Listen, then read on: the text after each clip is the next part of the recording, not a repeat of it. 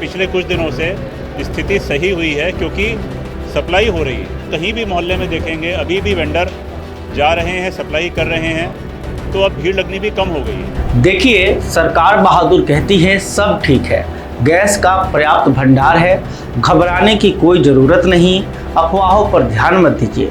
लेकिन अब जरा आंकड़े सुनिए और समझिए कि बिहार का क्या हाल है। पटना में 6 अप्रैल को 1,62,856 लोग गैस सिलेंडर का इंतजार कर रहे थे। पूरे बिहार में यह संख्या 16,56,000 को पार कर गई।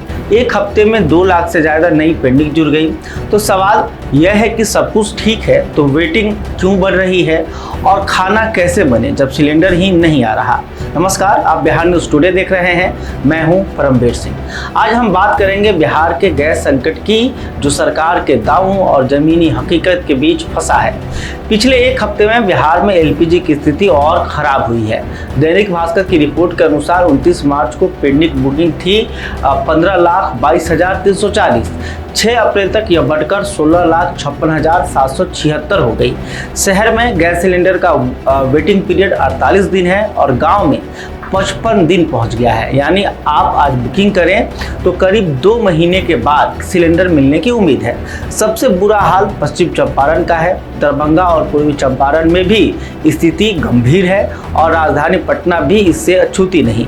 यहाँ वेटिंग लिस्ट 1.5 लाख के पार है। अब आप पूछेंगे कि यह संकट आया कहाँ से, तो सुनिए। अमेरिका और ईरान के बीच जो तनाव था उसका असर पूरी दुनिया की एनर्जी सप्लाई पर पड़ा। भारत में एलपीजी आयात पर दबाव बढ़ा और जब तक सिस्टम संभलता बिहार में बैकलॉग का अंबार लग गया। जिन घरों में पाइप से गैस यानी पीएनजी आती है उन्हें इस संकट से राहत है, लेकिन बिहार में पीएनजी की पहुंच अभी बहुत सीमित है। सरकार ने मार्च 2026 तक 3,75,000 से ज़्यादा नए पीएनजी कनेक्शन देने का लक्ष्य रखा था। हुआ कितना? सिर्फ 26%, यानी 99,000 कनेक्शन। 25,000 से ज़्यादा आवेदन अभी भी लंबित है। गेल, एचपीसीएल, इंडियन ऑयल और भारत पेट्रोलियम सब पर जिम्मेदारी है, लेकिन काम की रफ्तार वैसी नहीं जैसी होनी चाहिए थी। 14 जिले ऐसे हैं जहां एक भी पीएनजी उपभोक्ता नहीं है। इनमें मुख्यमंत्री का गृह जिला नालंदा भी शामिल है। सीएमजी की बैठक में इन जिलों के अफसरों को जमकर फटकार पड़ी। सरकार पूरी तरह बेखबर है ऐसा नहीं कहा जा सकता। कुछ कदम उठाए गए हैं, वो हम आपको बताते हैं। सीएमजी यानी क्राइसिस मैनेजमेंट ग्रुप की बैठकें हो रही हैं। 38 सीनियर आईएएस अफसर मैदान में उतारे गए हैं। हर जिला प्रभारी सचिव को जमीन पर जाकर हालत समझने का निर्देश दिया गया है। बिहार के 15 एलपीजी बॉटलिंग प्लांट पर सुरक्षा बल तैनात है। बरौनी रिफाइनरी में सीआईएसएफ की तैनाती है। 199 संवेदनशील गैस एजेंसियों पर पुलिस खड़ी है।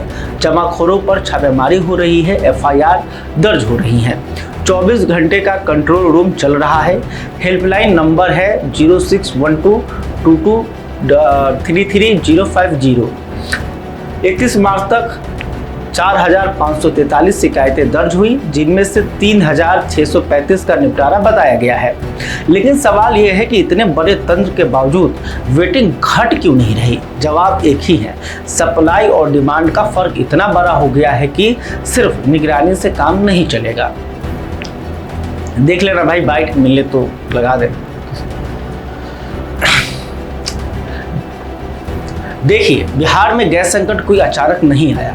यह उस बड़ी लापरवाही का नतीजा है जिसमें पीएनजी इंफ्रास्ट्रक्चर समय पर खड़ा नहीं हुआ, बैकलॉग पर समय रहते ध्यान नहीं दिया गया, और जब दुनिया में एनर्जी क्राइसिस आया हम तैयार नहीं थे। सरकार बहादुर अब जाग गई है, अफसर मैदान में है, लेकिन जिस घर में 2 दिन से चूल्हा नहीं जला उसे अफसर की नहीं सिलेंडर की ज़रूरत है। अगर आप पटना या बिहार के किसी भी जिले से हैं और गैस सिलेंडर के लिए परेशानी है तो हेल्पलाइन नंबर, तो स्क्रीन पर ये नंबर दिख रहा है, इस पर कॉल करें। ऐसे ही रिपोर्ट के लिए हमारे चैनल को सब्सक्राइब करें।